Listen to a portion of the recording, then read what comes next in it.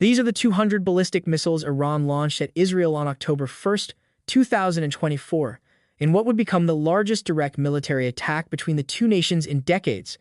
What Iran's leaders called Operation True Promise 2 would trigger a cascade of events that fundamentally reshaped the Middle East and ultimately led to the assassination of Iran's supreme leader. When those missiles streaked across the night sky toward Tel Aviv, targeting the headquarters of Israel's Mossad intelligence agency, the Nevatim Air Base housing advanced F-35 warplanes, and the Tel Naf Air Base, Iran believed it was delivering a decisive blow. The Islamic Revolutionary Guard Corps had spent months planning this retaliation for Israel's systematic dismantling of Iran's proxy network. Hamas leader Ismail Haniyeh had been assassinated in Tehran itself. Hezbollah's Hassan Nasrallah was dead, killed in his underground bunker alongside IRGC commander Abbas Nilfarushan. Israel had even turned Hezbollah's own pagers and walkie-talkies into weapons, killing 12 and wounding nearly 3,000 inches coordinated explosions across Lebanon. But as those 200 missiles approached Israeli airspace, they met something Iran hadn't fully anticipated: the combined defensive might of Israel and the United States. 2 American destroyers in the eastern Mediterranean fired a dozen interceptors. Israeli Iron Dome batteries lit up the sky. Arrow missiles reached into the upper atmosphere to destroy incoming threats. What Iran intended as overwhelming firepower became a demonstration of defensive superiority. The numbers tell the story of Iran's miscalculation. While Iranian officials claimed 90% of their missiles hit their targets, the reality on the ground painted a different picture. 2 people died: a Palestinian man killed by debris from an intercepted missile and an Israeli man who suffered a heart attack. 6 others sustained minor injuries. The most significant damage occurred at Nevatim Air Base, where 20 to 32 missiles struck hangars and a taxiway. But these were repairs measured in days, not months. President Biden captured the moment perfectly. The attack appears to have been defeated and ineffective, and this is testament to Israeli military capability and U.S. military. Iran had fired twice as many missiles as their April 2024 barrage, yet achieved even less. The Pentagon noted this attack was nearly twice the scope of the earlier assault, but Iran had fundamentally misunderstood the strategic equation. Netanyahu's response was immediate and ominous. Iran made a big mistake this evening, and it will pay for it. Whoever attacks us, we will attack them. These weren't empty words. They were a promise that would reshape the region. What made Iran's missile barrage such a catastrophic miscalculation wasn't just its military failure, but its strategic timing. Iran launched this attack at the precise moment when Israel had already demonstrated its ability to strike with surgical precision anywhere in the Middle East. The pager attacks of September 17th had shown Israel's intelligence capabilities.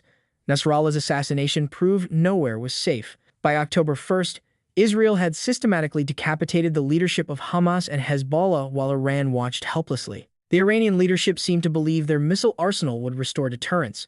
Instead, it provided Israel with justification for what came next. On October 26th, Israel launched Operation Days of Repentance, 3 waves of strikes hitting 20 locations across Iran. This wasn't just retaliation, it was surgical dismantling. Israeli F-35s and other aircraft systematically destroyed Iran's air defense network, including nearly all of their advanced Russian-supplied S-300 missile systems. The strategic implications were staggering. Iran had spent decades building an axis of resistance, a network of proxy militias stretching from Yemen to Lebanon, designed to threaten Israel without direct confrontation. In a matter of months, this network crumbled. Hamas was decimated in Gaza. Hezbollah lost 80% of its drone and missile arsenal, along with its entire senior leadership structure. The Houthis in Yemen continued their attacks, but without coordination from a weakened Iran. Defense analysts noted the cost asymmetry that should have given Iran pause. Each THAAD interceptor costs between $12.17 million, while the entire THAAD battery runs $1.18 billion. Yet with only 7 THAAD systems globally, the United States demonstrated it would deploy this precious technology to defend Israel. Iran's missile attack wasn't just militarily unsuccessful, it was economically unsustainable against such defensive capabilities. What's particularly striking about Iran's strategic miscalculation is how it accelerated exactly what Tehran had spent decades trying to prevent: direct Israeli strikes on Iranian soil. The Islamic Republic had built its proxy network specifically to avoid this scenario. By attacking Israel directly, Iran crossed a red line that invited the very retaliation it had worked so hard to avoid. The human cost of Iran's decision became clear over the following months. Israeli intelligence, now with complete air superiority over Iran, began systematically targeting Iranian nuclear scientists, military commanders, and political leaders. The October strikes had destroyed Iran's defensive capabilities, leaving the country vulnerable to sustained Israeli operations. But Iran's leaders, perhaps believing their own propaganda about the missile attack's success, doubled down on confrontation. This set the stage for what would become known as the 12-Day War in June 2025. Iran launched over 550 ballistic missiles and 1,000 suicide drones at Israel, believing sheer numbers would overwhelm Israeli defenses. The United States responded by bombing Iranian nuclear sites. The conflict ended with a ceasefire, but Iran's position had deteriorated further. The final consequence of Iran's October 2024 big mistake came on February 28, 2026. In a joint operation codenamed Roaring Lion by Israel and Epic Fury by the United States, coordinated strikes hit Tehran, Isfahan, Qom, Karaj, and Kermanshah. The target wasn't just military infrastructure. It was regime change itself. Supreme Leader Ali Khamenei, who had ordered the original missile barrage from his secure compound, was killed along with Iran's defense minister, the Revolutionary Guard commander, and the secretary of the Iranian Security Council. Trump's warning to Iran after Khamenei's death encapsulated how completely the strategic balance had shifted. They better not do that. However, because if they do, we will hit them with a force that has never been seen before. Iran's response, launching over 400 ballistic missiles and nearly 1,000 drones at Gulf states, only demonstrated how isolated the Islamic Republic had become. Former allies like Qatar, Saudi Arabia, and the UAE found themselves under Iranian attack, further cementing their alignment with Israel and the United States. The economic consequences have been equally severe.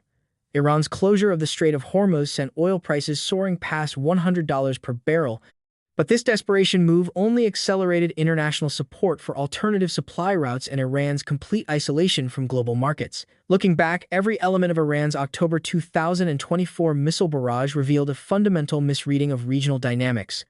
Iran believed its missile arsenal provided deterrence, but it only provided targets. Iran thought direct attacks would restore prestige, but they only invited devastating retaliation. Iran assumed its proxy network provided protection, but that network's destruction left Iran exposed and alone. The Islamic Republic spent 4 decades building what they called an axis of resistance.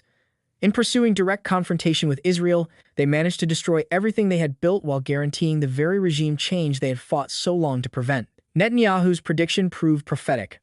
Iran made a big mistake that October evening, and they paid for it with their supreme leader's life, their proxy network, their military capabilities, and ultimately, their regime's survival. Sometimes in geopolitics, the most decisive moments come not from brilliant strategies, but from catastrophic miscalculations.